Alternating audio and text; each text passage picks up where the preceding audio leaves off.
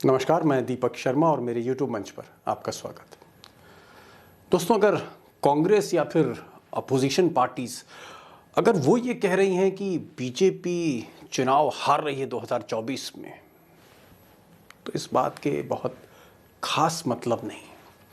लेकिन अगर बीजेपी खुद कह रही हो कि ज़मीन पर आज उसकी हालत पतली है, तो फिर ये बहुत बड़ी खबर है। और दोस्तों, आज मैं बीजेपी की उस रिपोर्ट का जिक्र करना चाह रहा हूं, उस कॉन्फिडेंशियल रिपोर्ट का जिक्र करना चाह रहा हूं, जहां पर पार्टी ने खुद माना है, जहां टीम मोदी ने खुद माना है, स्वीकार किया है कि अगर 160 सीटें जो उन्होंने चिन्हित की हैं, यहां पर बीजेपी ने मेहनत नहीं करी, तो ये चुनाव बहुत मुश्किल होने जा रहा है। अब मोदी जी का जो थिंक टैंक है या फिर चाणक्य अमित शाह के जो रणनीतिकार हैं, इन्होंने ये भी स्वीकार किया है कि कहीं ना कहीं पश्चिम बंगाल, बिहार और महाराष्ट्र, ये जो तीनों स्टेट्स हैं, तीनों राज्य हैं, यहाँ पर बीजेपी की हालत और भी ज़्यादा खस्ता है।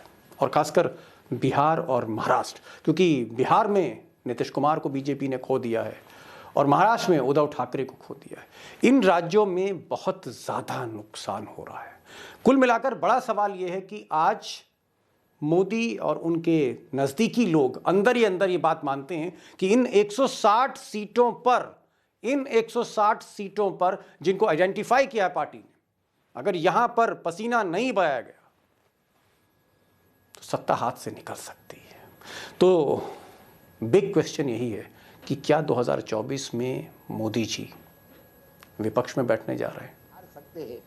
मतलब ये मान रहे हैं आप कि 160 सीटें, आप इसको 150 भी पकड़े और 140 भी पकड़े, तो 140 का गैप यदि होता है तो आप तो विपक्ष में बैठोगी जी। अब दोस्तों, टाइगर का असेसमेंट है कि नरेंद्र मोदी 2024 में विपक्ष में बैठने जा रहे हैं। अब मोदी जी विपक्ष में बैठेंगे या फिर 2024 में तीसरी बार शपथ लेंगे, इस पर मैं आऊँगा और डिटेल में हम इस पर बात करने जा रहे हैं। लेकिन पहले उस रिपोर्ट का जिक्र करते हैं जो बीजेपी ने खुद तैयार की, टीम मोदी ने खुद तैयार की है। और इस रिपोर्ट की तस्दीक, ये जो कॉन्फिडेंशियल रिपोर्ट है, ये जो सीक्रेट रिपोर्ट है बीजेपी की, इसकी तस्दीक द हिंदू जैसे देश के प्रतिष्ठित अखबार ने भी की है। तो सबसे पहले दोस्तों इस रिपोर्ट को देखते हैं और फिर मोदी आएंगे या जाएंगे इस पर बात होगी।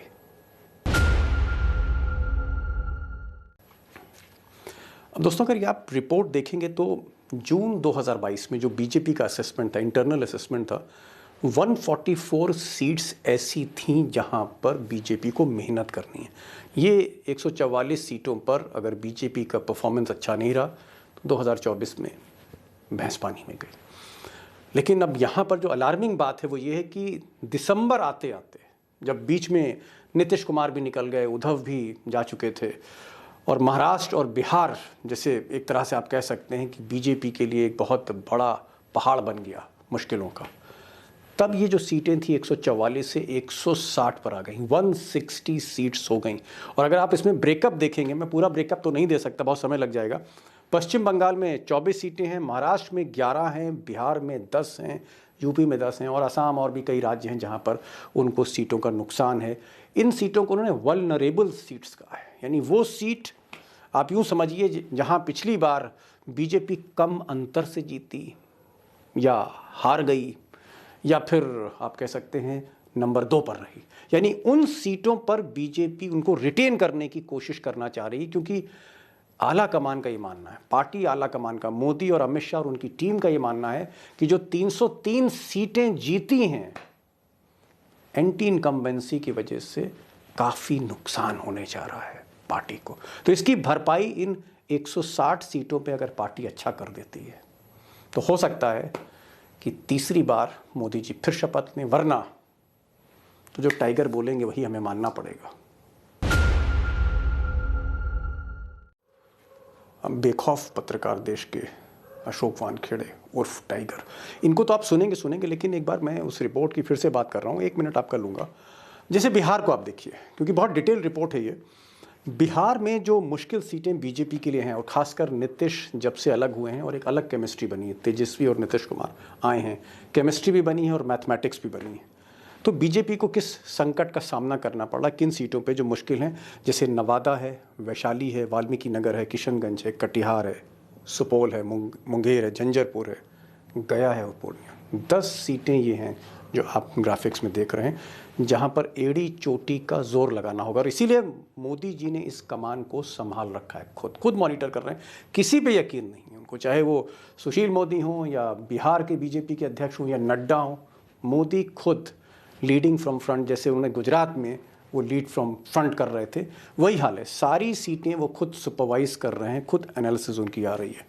और इसी तरह से उत्तर प्रदेश में भी 10 सीटें हैं, उसका जिक्र मैं फिर कभी करूंगा, क्योंकि खबर जो है, अगर मैं 160 सीटें आपको बताने लग जाऊं तो आप मान के चलिए कि 1 घंटा इसी में लग जाएगा। मुंबई का, महाराष्ट्र का मैं जिक्र कर दूं, महाराष्ट्र में मुंबई साउथ सेंट्रल है, शिरडी है, रत्नागिरी है, नांदेड़ है, मवाल है, कल्याण है, मुंबई, ऐसी कई सीटें महाराष्ट्र में भी हैं जहां पर बीजेपी को आर या पार की लड़ाई लड़नी, करो या मरो की लड़ाई लड़नी है। और सबसे बड़ी बात यह है, जैसे मैंने पहले कहा कि 28 दिसंबर को हैदराबाद में एक मीटिंग बुलाई है, उसकी सदारत, उसको सुपरवाइज मोदी जी करेंगे। उससे पहले 21 दिसंबर को, यानी 1 हफ्ते पहले, मोदी जी ने BL संतोष को और बाकी टीम्स को, जो जिसमें सीनियर लीडर सुनील बंसल हैं और भी तमाम लोग हैं, उसमें आप कह सकते हैं विनोद तावड़े हैं जो बिहार इंचार्ज हैं, पटना में भी एक बैठक हुई जहां पर उन्होंने तकरीबन 60 सीटों को एनालाइज किया, जिसमें झारखंड की भी सीटें हैं, असम की भी हैं, बिहार की भी। तो ये जो एक्सरसाइज हो रही है, इसमें मोदी जी का सिर्फ एक ही कहना है कि हमको एक्स्ट्रा एफर्ट्स लेने हैं, हमको जी जान लगा देनी है, वरना खेल पलट गया। तो बहरहाल अब ये खेल कैसे पलटेगा, मुझे लगता है बहुत ज़्यादा आपको इंतज़ार नहीं कराऊंगा, सीधे चलते हैं अशोक वानखेड़े जी के पास। क्या मोदी सरकार ने साल भर पहले ही मान लिया है कि तकरीबन 150 सीटों पर उसे जीत नहीं मिलने वाली? क्या ये जो आंकड़े हैं, ये जो आकलन है, और ये मेरा नहीं, आपका नहीं है, ये द हिंदू में खबर छपी है, और ये आकलन बीजेपी का आकलन है, बीजेपी का असेसमेंट है।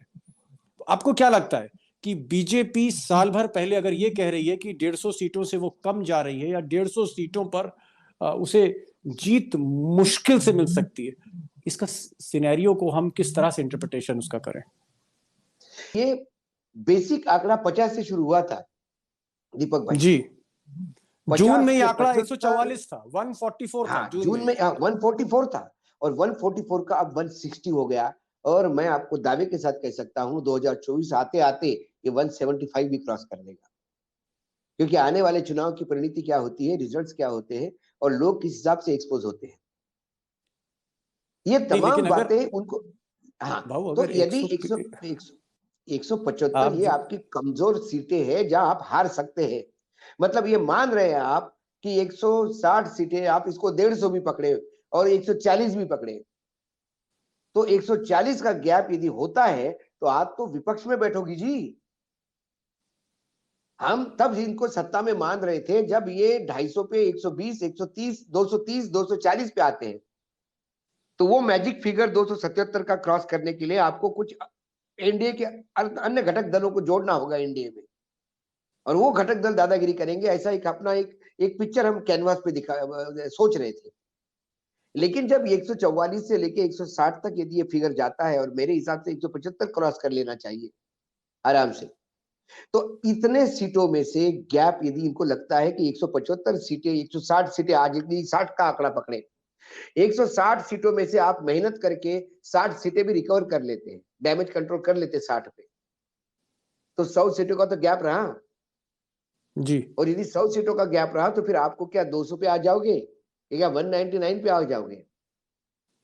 तो बीजेपी स्वयं अपने आकलन में ये जान रही है कि 2024 बहुत मुश्किल है जी भाऊ, यहाँ लेकिन पर जब आपको स्टेटमेंट, हाँ, एक सवाल यहाँ पर ये उठता है भाऊ, आपने बहुत अच्छा समझाया, और मैं, जो मेरी बातचीत हो रही थी, या द हिंदू जैसे अखबार में ये खबर छपी, आंकड़ों के साथ छपी, एक एक डिटेल है उस खबर में, और उसमें कहा गया है कि प्रधानमंत्री नरेंद्र मोदी स्वयं कल 28 तारीख को हैदराबाद में जो उन्होंने एक मीटिंग बुलाई, अर्जेंट मीटिंग बुलाई है, जिसमें BL संतोष जो राष्ट्रीय संगठन मंत्री हैं बीजेपी के, और भी कई बड़े पदाधिकारी बीजेपी के हैं, उन सबको बुलाया गया है, MPs को बुलाया गया है, जो जिला अध्यक्ष हैं जिन इन सीटों पर उनको बुलाया गया है। प्रधानमंत्री खुद मॉनिटर कर रहे हैं। तो ये जो मैं हाल देख रहा हूं प्रधानमंत्री का, कि उन्हें खुद मीटिंग लेनी पड़ रही है, और सबसे ज्यादा जो मोदी जी परेशान है या अमित शाह परेशान है, वो महाराष्ट्र को लेकर है। तो महाराष्ट्र में इतनी दाल पतली क्यों है मोदी जी की, इतनी हालत खराब क्यों? इसमें दो तीन कारण हैं दीपक जी। महाराष्ट्र में 48 सीटें हैं, जो लोकसभा उत्तर प्रदेश के बाद सबसे बड़ा राज्य जी लोकसभा सीट देने वाला होता है। देवेंद्र फडणवीस ने एक रोजी पिक्चर उनको दे दी थी। देवेंद्र फडणवीस ने उनको एक सामने एक ऐसा प्रेजेंटेशन किया कि हम शिवसेना को तोड़ देते हैं, शिवसेना जो हमारे साथ आएगी, मैक्सिमम एमएलए हमारे साथ होंगे, एमपीज हमारे साथ होंगे, तो पार्टी हमारे साथ हो गई।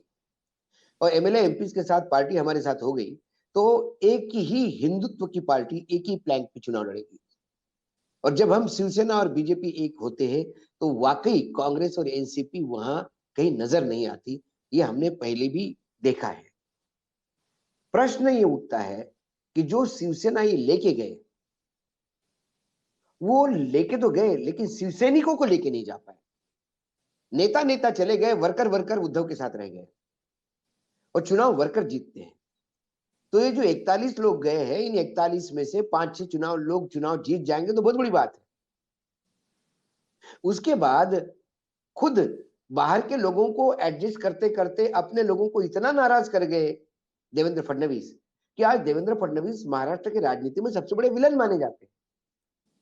पूरी बीजेपी में ऐसा कोई जिला नहीं जहां लोग नाराज नहीं। उनके अपने खास लोग भी नाराज हैं उनसे, क्योंकि उनके जिले का समीकरण उन्होंने बिगाड़ दिया। तो ये शिवजी की जो बारात है, ये शिवसेना है। यहाँ आपको उसको उद्धव राक्षस ठाकरे ही हैंडल कर सकते हैं। बस इसमें ठाकरे परिवार ही हैंडल कर सकता है उनको। अब ये हैंडल नहीं हो रहे, जिसको जहां जगह मिली खम्बू मार रहा है। विधानसभा में रोज हो रहा है, सुप्रीम कोर्ट का कुछ रूलिंग है, हाई कोर्ट का कुछ रूलिंग है, उसके बाद भी जमीनें अलॉट हो रही है। संजय राठौर तो जमीन अलॉट कर दी, उधर अब्दुल सत्तार तो जमीन अलॉट कर दी, मुख्यमंत्री ने 18 प्लॉट दे दिए। सारे लोग करप्शन के चार्जेस की में धुआंधार डिमांड हो रही है। और ये सारे करप्शन के चार्जेस विपक्ष ने नहीं लगाए हैं, ये सारे करप्शन के चार्जेस कोर्ट के स्ट्रिक्चर से आ रहे हैं। कोर्ट स्ट्रिक्चर पास कर रहा है कि उनको भी मालूम है 41 लोगों को कि वो VRS पे है। ये आखिरी बार जितना समेट सकते हो, निपट सकते हो, ले लो, चाहे मुंह पे लगे कपड़े पे गिरे तो भी चल जाएगा, लेकिन अभी समेट लो। 2.5 साल बाद चुनाव जीतने की किसी को गारंटी नहीं है जी। ऐसे में यदि महाविकास आघाड़ी पूरे ताकत के साथ लड़ती है, और लड़ती दिखाई दे रही है विधानसभा के अधिवेशन में भी, शिवसेना, एनसीपी और कांग्रेस बिल्कुल एक दूसरे को पूरक होकर एक दूसरे को मदद करने के लिए धुआंधार बैटिंग कर रहे थे। अभी भी विधानसभा सत्र चल रहा है, तो जी उनकी एकजुटता कहीं ना कहीं आपको महाराष्ट्र में सिंगल डिजिट पे ले आएगी बीजेपी। भाऊ और एक यदि चीज ये और सिंगल यहाँ डिजिट पर। पे आती है जी तो फिर क्या स्थिति होगी, इसका आकलन करके हम चिंतित नहीं होते। हम ये समझते कि ये वार्निंग है बीजेपी के लिए, लेकिन बीजेपी के स्वयं आका कितने चिंतित होंगे ये आप समझ सकते हो। नहीं, लेकिन भाऊ आप जो कह रहे हो कि कहाँ तो 48 सीट, 48 मतलब 50, 48 को मतलब 50 मान लीजिए महाराष्ट्र में। 50 में आप कह रहे हैं कि 10 भी नहीं आने वाली हैं। तो अगर सिंगल डिजिट बोला मैंने। सिंगल, इसीलिए मैं कह रहा हूँ कि सिंगल डिजिट का मतलब ये हुआ 8, 9, 7, 5, 3। अगर हाँ 10 के नीचे बीजेपी मोदी जी महाराष्ट्र में जा रहे हैं, तो इसका मतलब कि मोदी जी की सरकार तो मुझे बनती दिख नहीं रही है, क्योंकि मैंने कुछ ना वही तो कुछ कहा। मार बिहार में खानी पड़ेगी। मैंने कहा ना, क्या सरकार नहीं बन जहां रही? आपको मोदी, क्या लग रहा है? आप क्या गुजरात में, असेसमेंट अभी क्या है आज की तारीख में? मेरा तो जो 160 और 170 का असेसमेंट, देखिए सारा असेसमेंट तो ये कर्नाटक मध्य प्रदेश के चुनाव के बाद क्लियर होगा, मैं बता रहा हूँ। लेकिन वर्तमान में यदि ऐसी जो स्थिति है यथावत, यदि इसी में देखा जाए, तो यदि ये 220 या 200 पे 230 पे भी आते हैं, तो आने वाला एनडीए का पार्टनर क्या नरेंद्र मोदी जी के नाम पे एग्री होगा? सवाल ये है। फिर सिर्फ बीजेपी तय नहीं करेगी प्रधानमंत्री कौन होगा, तब जो पार्टिसिपेंट होते होंगे, जो एनडीए के गठबंधन के जो नेता होंगे, वो भी बोलेंगे कि हमारा भी से होना चाहिए। और यदि मोदी जी हो गए तो क्या मोदी जी वो सरकार चला पाएंगे सिंगल हैंडेडली? जहां 5 एमपी तय करेंगे कि आज सरकार गिरनी है तो निकल जाएंगे, तो गिर जाएगी सरकार। आपके पास वो मैसिव मैंडेट नहीं है 300 प्लस का कि 5 10 15 इधर उधर भी गए तो फर्क नहीं पड़ता। क्या वो गठबंधन की सरकार चलाने के आदी है? क्या नरेंद्र मोदी जी ने कभी जीवन में अल्पमत में सरकार चलाई है? जिसको हमेशा क्या मोदी, मर्सिडीज में मैं बैठने की आपसे आदत पूछ रहा है, हूँ जी, जिसको मैं कह रहा मर्सिडीज में हूँ बैठने की आदत है, वो वो अपने इसमें ऑटो में नहीं चलता सर। जो जिंदगी भर ऑटो में चलता आ रहा है वो मर्सिडीज में भी चल सकता है, ये फर्क है। अटल जी अडवाणी जी ने बहुत ही अल्पमत की सरकारें चलाई है, एक एक मत से सरकार गिरी, फिर भी लड़े हैं वो। या तो जब भी मिला इतना मिला है कि सरप्लस ही रहा है, नहीं, इसलिए लेकिन उनको अगर 160 सीटों को लेके बहुत डर पैदा हो गया है। क्या पार्टी में मोदी के अलावा सारा का सारा स्ट्रक्चर ताश के पत्तों की तरह बिखर गया है? अब बीजेपी में मोदी के अलावा कुछ नहीं बचा, और अगर ऐसा है तो क्यों है ये? मोदी जी एक ऐसी व्यक्ति है कि जिनके सामने हार हार मानती है। मोदी जी ऐसे है जहां एंटी इनकम्बेंसी काम नहीं करती। 56 इंच का सीना है, चाइना की तरफ देख लेंगे लाल आंखों से तो चाइना 10 फुट पीछे भाग जाएगा। पाकिस्तान की औकात ही नहीं होगी मोदी जी मुख्यमंत्री प्रधानमंत्री बनने के बाद कुछ करने की। रुपया डॉलर रुपए के चरणों में होगा। ये किसने बनाई इमेज? मीडिया ने बनाई और मोदी जी ने बनने दी। बेसिकली मोदी जी बहुत ही इंफीरियर कॉम्प्लेक्स से ग्रस्त इंसान दिखाई देते हैं। उन्हें हमेशा डर घिरा रहता है। उन्हें डर है राजनाथ सिंह की जय जयकार हो तो मेरा रिप्लेस कर देंगे, गडकरी की ज्यादा जय जयकार हो तो गडकरी मुझे रिप्लेस कर देंगे, अमित शाह का नाम ज्यादा हो तो अमित शाह बगावत कर देंगे, योगी की नकेल नहीं डालो तो वो अगले प्रधानमंत्री दावेदार होंगे। अटल जी के समय ऐसा नहीं था। कोई भी प्रधानमंत्री अपनी एक जगह पाने के बाद फिर उस जगह को वो भुनाता है, मतलब वो उस प्रधानमंत्री पद को गरिमा रखते हुए देश के बारे में सोचता है और अपनी बात देश पे छोड़ देता है। इनको तो कोई फोटोग्राफर बीच में आया तो भी वो साइड को करते किसी को कि फोटो मेरा नहीं आना चाहिए, बीच में नहीं आना चाहिए कोई। किसी को अपने आगे आने नहीं दिया। किसी को नंबर जी, 2 नंबर, बीजेपी में नंबर 1 पे है नरेंद्र मोदी, नंबर 9 पे है अमित शाह, और बाकी 11 12 13 14 16 नंबर पे। तो 1 से 10 के बीच में एक ही अमित शाह जी 9वें नंबर पे। तो 8वें 7वें 5वें 6वें पे कोई है नहीं। इसलिए यूनिवर्सिटी के चुनाव हो नरेंद्र मोदी, नगर निगम का चुनाव हो नरेंद्र मोदी, विधानसभा का चुनाव हो नरेंद्र मोदी, राज्यसभा के चुनाव हो नरेंद्र मोदी, हर जगह नरेंद्र मोदी। और ये सीटें मोदी जी को तो बचानी हो अच्छा तो लगता नरेंद्र है। मोदी। मोदी ये अच्छा लगता है, ये बाबू ग्लैमर बहुत अच्छा लगता है, लेकिन फिर इसकी एक कीमत होती है और उसकी कीमत नरेंद्र मोदी जी ने चुकाई है। अभी उम्र के इस पड़ाव में जिस हिसाब से सुबह शाम 24 घंटे वो चुनाव में मेहनत कर रहे थे एक गुजरात को बचाने के लिए, जिसकी लोकसभा की स्ट्रेंथ मात्र 26 है, विधानसभा 182 है, यूपी उससे 3 गुना ज्यादा है, 4 गुना ज्यादा है, महाराष्ट्र उससे डबल है। उन राज्यों में जब लोकसभा चुनाव में हर राज्य में क्या मोदी जी इतनी बड़ी मेहनत कर पाएंगे? 26 सीटों के लिए इतनी तो 300 सीटों के लिए कितनी? चले करिए सिंपल अरिथमेटिक, आपको पता पड़ जाएगा। और वही मैथमेटिक्स उनको दिखाता है कि 160 सीटें तो वैसे ही गड्ढा हो रही है। इसलिए 160 सीटों पे अभी से इनके उम्मीदवार बदले जाएंगे ताकि एंटी इनकम्बेंसी उसकी वही हो। अब इन 160 सीटों पे डेवलपमेंट के काम कहां क्या नहीं हुए वो बताए जाएंगे, वहां प्रयास किया जाएगा। वो डेवलपमेंट के काम एक साल में जितना भी काम हो सकते हैं वो पूरे करो। अगर मोदी जी 160 सीटों के लिए संघर्ष कर रहे हैं कि ये सीटें हाथ से ना निकल जाए, और बीजेपी आपको हर मोर्चे पे कहीं ना कहीं विफल हो रही है, और गुजरात जीतने के लिए मोदी जी को एड़ी चोटी का जोर लगाना पड़ गया, और हिमाचल हार गए, एमसीडी हार गए दिल्ली में। तो ये जो 2024 का जो फाइनल है, आज की जो स्थिति आप देख रहे हैं, 2024 में बीजेपी की क्या स्थिति होने वाली है, देश की राजनीति 2024 में, आज मोदी जी आज आप उसमें कहां देखते हैं मोदी जी को? आज मैं आज की यदि बात करूं तो बहुत बोल्ड स्टेटमेंट हो जाएगा, लेकिन ये मेरा अपना विश्लेषण है। मैं ये किसी को नहीं बोलता हूं कि ये विश्लेषण दीपक शर्मा का या किसी का है और उसको समझे। मैं विश्लेषण समझाने का प्रयास करता हूं, लेकिन मेरा विश्लेषण है 2024 में वर्तमान की स्थिति देखते हुए मुझे बीजेपी विपक्ष में बैठती हुई दिखाई देती है। दो यदि कारण, तीन 160 सीट कारण, का गैप, दो तीन 160 कारण। सीट का गैप, 160 सीट का गैप वो स्वयं मान रहे हैं। 160 सीटों में से 60 सीटें भी आती है तो 100 सीटों का गैप बहुत मुश्किल है।